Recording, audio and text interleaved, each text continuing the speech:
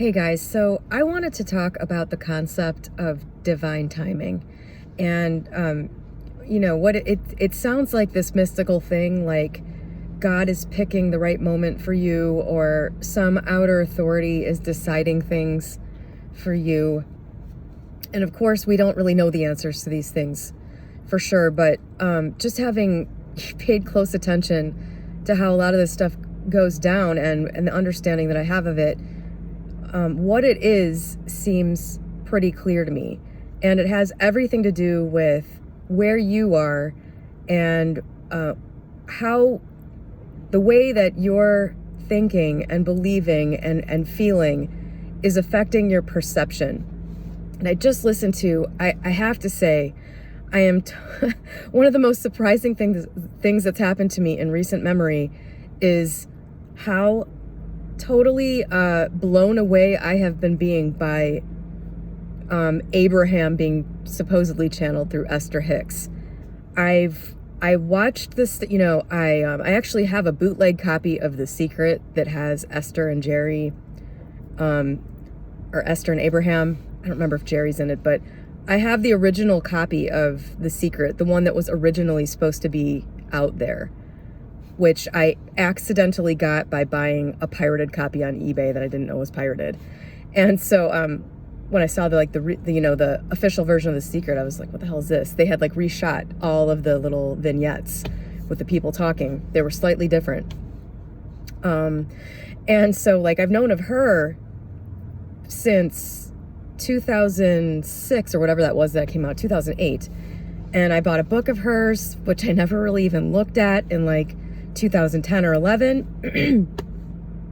And then when I was kind of getting back into this around the time I started my channel, of course I ran across a few of her videos, but I was like, this is just kind of gimmicky. I don't know why they're using this language. I just kind of thought it was just another way, somebody having another way of talking about all of this manifestation stuff. And it just didn't really appeal to me. I was like, okay, well, that sounds about right, but this isn't my cup of tea. And it also seemed kind of elementary in a way. It seemed sort of low level, which some of it is, but this goes right back to the topic of this video too. I've seen some of her stuff recently. I'm just blown away by how it's just so concise, and there is next to no fluff in anything she's saying, and it's just so real and right and everything. And I don't know why suddenly it's I thought the language was weird before or gimmicky, and now it's it's exactly what's speaking to me. And I just watched a video of hers, or listened to a video of hers yesterday, where she was talking about this exact concept. And I don't think I've heard anybody else really talk about this other than in a scientific way, which is that it's your perception that is causing you to be able to see the way to things or not. It's your perception that's hiding things that are right in front of you. If you've watched my channel, I've been saying this from the beginning. This has been my theory the whole time for 20 years, that this is just a matter of tuning yourself to seeing things that are already there. Creation is finished. The path to what you want is already available to you. You're just not seeing it. You're not seeing step one. You're missing the advice that's coming to you, telling you how to do it, because you have an idea that causes you to be resistant to that or reject that. And so it's just been blowing me away how I've been seeing stuff about this lately, because I guess because my perception is bringing it to me, or unclouding my vision so that I can see it. But she was talking about this concept, and I've also been thinking about this because of, I continuously run across all of the objections to this. I see videos pop up about how divine timing is bullshit, which it kind of is, I guess, if you look at it in the right way. It kind of is. The idea that there is somebody out there deciding when you get something absolutely is bullshit. But that there is a timing that is dependent on you is certainly not bullshit. And that timing is not just You don't just decide when it's going to be. And that's I think one of the things. Generally, the rebuttal to divine timing is, no, you decide. And if you decide it's going to happen in 2 weeks, then it is. If you decide it's going to happen in a month, then it is. And I don't really think it's quite as precise as that, personally. But it does depend on you and how rapidly you're able to change yourself, tune yourself to be able to see. It's pretty simple in that way. How quickly are you going to be able to change the way you're thinking and believing and feeling and all of that to be in the right position to get this thing that you want? And that's a personal thing to you, because you can always look out there and see other people that have what you want and be like, that person's a mess and they have no problem getting what I want. What the hell? Why do I have to be just in like the perfect place to get this? Because that's just not, that's just not relevant. That's just not how it works. They are tuned to have whatever version of that thing that they have. And this is another issue, a tangential comment here.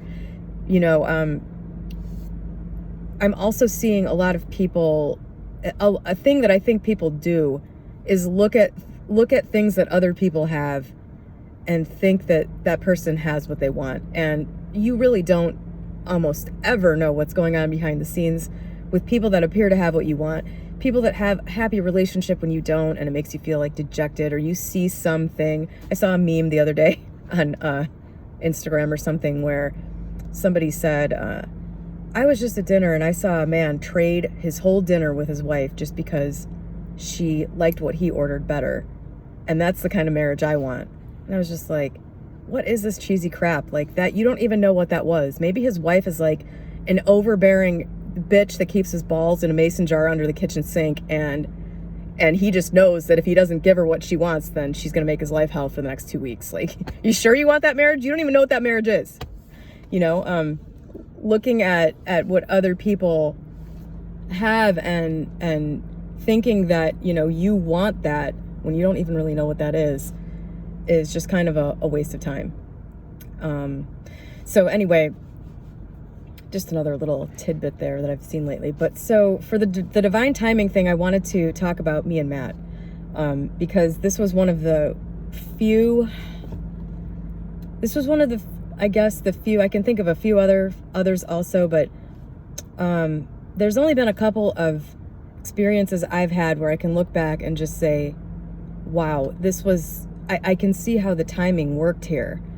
And Matt is one of them, because I literally met Matt before this, but I saw Matt and became interested in Matt within 24 hours of a belief that I had shifting. I've talked about this here a million times, but I'll bring it up again. And I want to preface this by saying I'm going to link to the video that I made about my relationship with Matt a few days ago, lest anybody think that there is some magical thing that exists outside of all of the laws that you can just manifest. And then, I did not manifest a magical person, and I don't have a magical relationship just because things kind of went down in a way that I was able to see and talk about that's kind of magical and had some magical elements and stuff. Behind the scenes, Matt and I were going through very similar things leading up to us meeting, leading up to us talking and being interested in each other. And when you look back at it, it's pretty interesting. Both of us had kind of a big shift around Thanksgiving the year before we met. We both were kind of moving into the right place where when we got together, it would click just right. I've talked on this channel, I had just had kind of a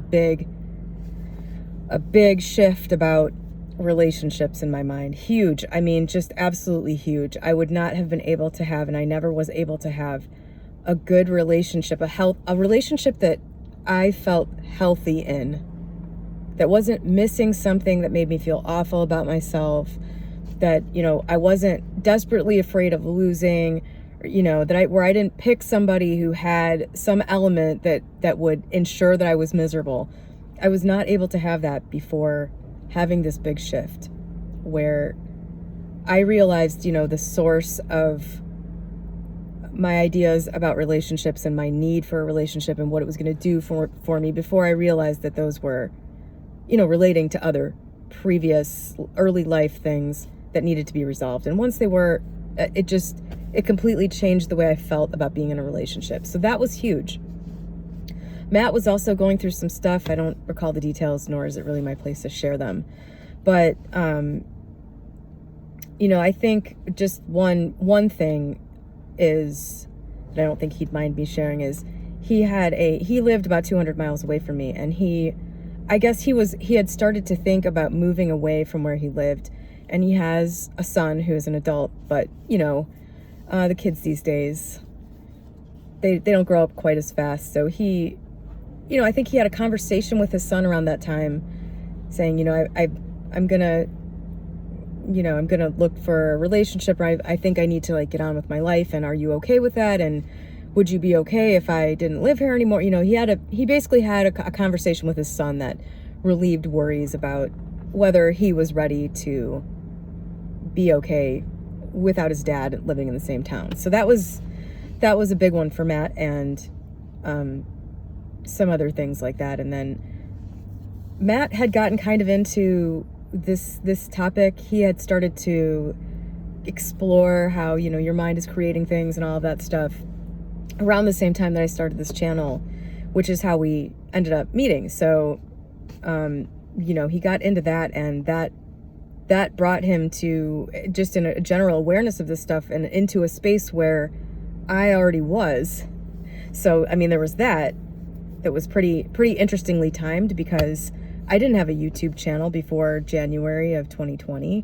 He wasn't really looking around for stuff until January of 2020, which is actually when we met. I think the first time he ever commented on something was not long after I started the channel. And, I went back to do investigative research, and he wasn't commenting on any of that stuff before a month before we met. So a month before we became aware of each other, he was he had a Reddit account, but it was just commenting on MMA stuff and other stuff he was interested in.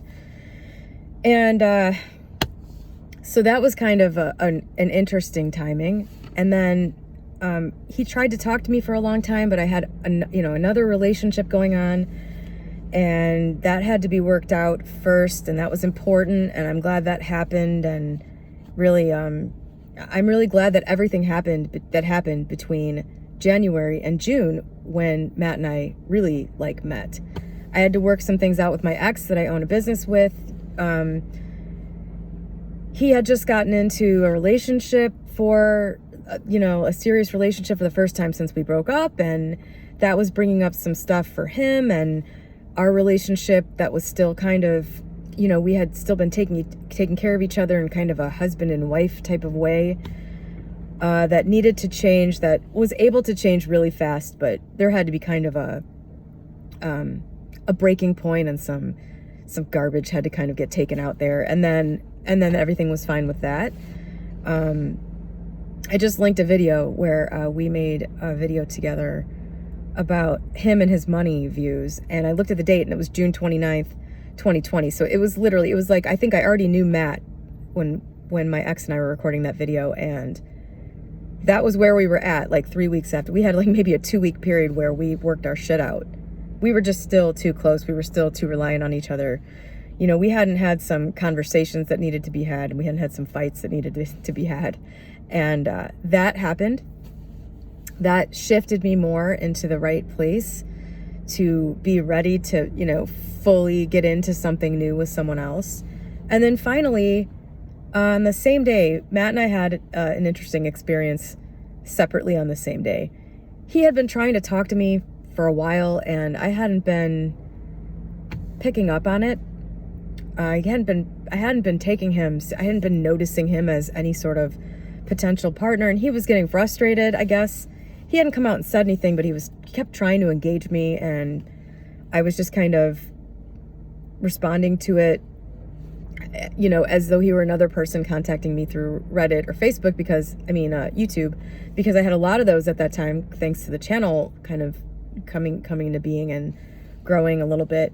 And so he just got frustrated that, nothing was happening. And on the same day that he decided I'm not going to contact her anymore because, this isn't going anywhere, I was sitting alone in my condo thinking about everything. I had just pretty much decided I'm not going to pursue, I'm not going to continue forward with the relationship that I was having prior to that.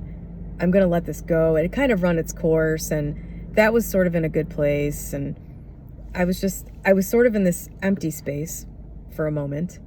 And I thought, man, I know my romantic, I know I don't have to think about that anymore because I don't have any big issue with that. I'm not looking for a romantic relationship to do a bunch of stuff that I really deep down want to do for myself. So there's no conflict there. There's nothing really preventing this from coming into being. I was just sort of sitting there thinking about it. Everything with my ex has worked out. Everything's good. I'm in a great place, and I'm sort of free right now. I'm sort of at this weird space in this moment where I'm ready to have the thing, probably for the first time in my life. I'm ready, and there's nothing preventing me from having it, but I don't have it. I'm just kind of sitting here, and I thought to myself, there is nobody out there. This sucks, because here I am at this great place, and there's really just nobody left. I'm 40, whatever I was, 41 or some 40. I don't remember. I think I was 40. And I was just like, yeah, but there's nobody good left out there. Everybody left is just going to have some kind of big baggage, blah. And I was like, I caught myself, and I was like, holy shit, this is running in the background still. This little thing, there's nobody good left. And I was like, ugh. I caught it. A lot of times it can be really hard to just see it when it's happening and grab it in the moment, because that's when it's important. That's when things can change really fast. If you catch it when it's happening, when the program starts running, and you catch it then and say, no, this is not right, and you really understand that it isn't, it's not just repeating some affirmation. If you really understand and correct it right then, that's where I think it's really life-changing. You can change things rapidly if you can do that. And I thought, oh my God, this is a false belief. This is false. There are tons of good people out there. Because there are tons of people. There's no shortage of people in this world. There are tons of good people out there, and I don't need for people at age 40 to 45 to all be perfect and ready and willing and all this shit without a ton of baggage I don't want. I just need one person. Like this is ridiculous, the fact that I'm thinking about this. Even if it is true that there aren't that many good people out there, it doesn't even matter, because I only need one. So in that moment, it just flipped, and I felt amazing. I had a great rest of the day, that day.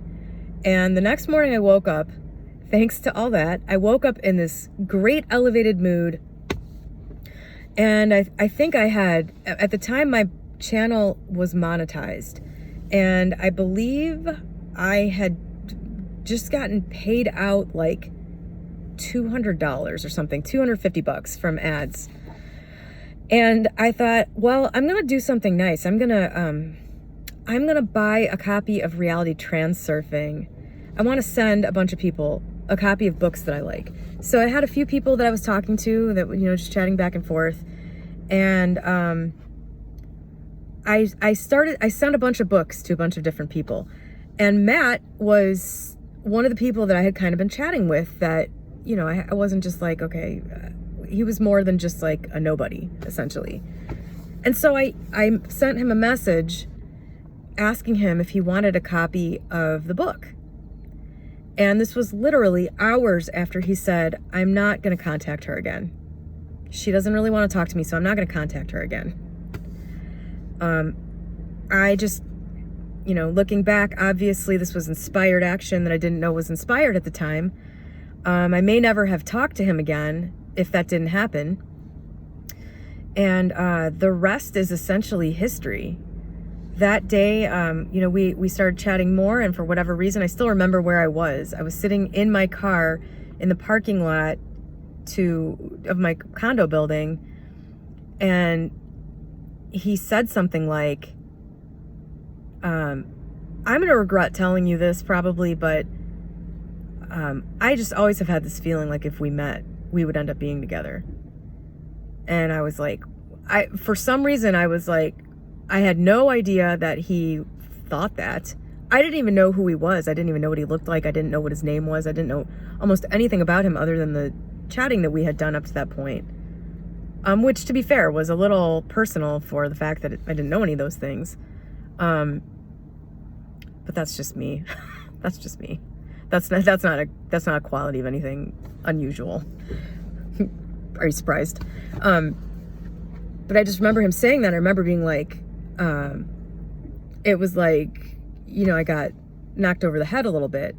And that was where things really took off. And other people had said things like that to me, or, had sort of like come on that way. And it's just like, I don't know why, but with Matt, it was different. Well, I guess I do know why. I don't know why it was different in that moment, but it just kind of took off after that. And it was very weird. And I think the reason that I wasn't freaked out by that is because he was so clearly not the type of person that was just going around saying that to people. So that was really weird to me.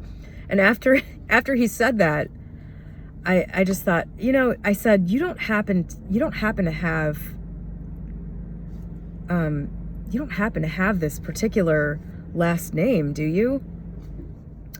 I've always said I'm gonna, the guy I end up marrying is gonna have this particular last name. I'm an Irish girl, and I like having an Irish name. And I just always said I'm gonna marry somebody who has this Irish last name that starts with this particular letter. Not this particular Irish last name, but just a clearly Irish name that starts with this letter, because I want my initials to be blah blah blah. And I'm sure he was totally freaked out by this, but he was like, yes, I do. And I was like, you're a total liar. No, you don't. And he sent me his full name, which I immediately went and did a background check and verified everything about him that he had told me so far. And it was all true. And I noticed when I did this not a background check, but like I have, a subscription to White Pages and for work and everything. So I just looked him up to see who he was and everything, see if his age was correct and everything like that. And I noticed that he had the same birthday as my first love, my high school boyfriend, who I had just been thinking also. I don't know if it was the day before that I had been thinking this, but it was sometime not super long before that. I had been thinking, what is the relationship that I really want and need right now? What is it that I really want? Now that I don't need anything from a relationship really, other than basic, requirements, basic standards. Now that I don't really need anything, what is it that I really want? Like, I've had all these ideas about what relationships are or should be or need to be over the years. Now I need to reevaluate, like, what is it that I really want? If I have someone in my life, what do I want it to actually look like and be like? What would actually make me happy? Trying not to impose some sort of, idea about myself onto this. Like, I need some, whatever I'm lacking, this thing needs to, And I just immediately thought, man, I want the adult version of that high school relationship. Like, that was the greatest thing. My first love was awesome. I'll forever be thankful for that person in our relationship because of it kind of set a standard. And I was thinking, I want that. I want whatever the adult version of that. What is the 40-year-old version of that? It still includes a lot of the elements. But I guess it's grown up and it doesn't have the same personality flaws that both of us had back then because we were kids. And I was like, that's what I really want. And I saw that Matt had the same birthday as that guy. And I was like, this is just too much. So those are some of the little like real life Easter eggs that came with that divine timing. I mean, that is my best example of divine timing. It happened at literally the perfect time. I mean, he showed up, and not to mention all the other things that happened after that where it was divine timing. He showed up at the perfect time so that we had time to get a relationship established. He had time to get to the point where he decided, and everybody was cool with him moving 200 miles away to where I live. And literally 2 weeks later, my dad got sick, and then Matt was there helping me with that and everything. I mean, I can't imagine having gone through that alone. I can't imagine having gone through that with my ex having to be the support, which he certainly would have been. You know, if Matt weren't there, my ex definitely would have stepped up to, God, that would have been awful. That would have been awful. Matt was the perfect person to have there. And just, that's what I'm saying about the timing. It's just, it really is perfect. It really is perfect. If you look back on everything that's happened, you can probably see this for yourself if you're willing to really be honest with yourself about things. That's kind of a key part of it. But that is my best story of divine timing, where I've actually been able to talk to the other person involved and hear about what was happening leading up to it for them, because you can see how these things really magically come together and put people together at the right exact moment. I don't know what it is about the energetic forces that are supporting all of this. Nobody does yet, but it is happening. And this idea that you can force it to be there, I'm incredibly skeptical about that. I don't see how that fits into any of this. It doesn't seem to be a part of the way it works. But it's also not something that I think it makes any sense to think of as you're going to have to wait and wait and wait until something else decides you're ready for it. I mean, if it's not here yet, if you don't have it yet, and you can just sit with yourself and clear your mind and get really honest about this with yourself. Honest about who you are, and honest about why you want, and honest about blah, blah, blah, whatever. That's where I think you're going to find all of the reasons why you don't have it, why you're not seeing the way to it, why you're not seeing it being presented to you. You know, just get it that it's you. It's you. But that doesn't mean that you just go, I'm going to have this in 2 weeks. I'm going to have this in 2 weeks. And then you will. You can prove that to yourself by doing it. Tell yourself really hard, repeat it all day long for the next 2 weeks, that you're going to have this thing without doing anything else. Don't change anything. Don't change how you're thinking. See what happens. You'll either see that doing that changes something for you. You'll see that doing that opens your eyes to something that's there, or nothing will happen. And then you'll know that that's not going to be the way you get it. So it's kind of important to do this stuff. Anyway, that's all I got to say about that. I hope that helps somebody. Have a great day.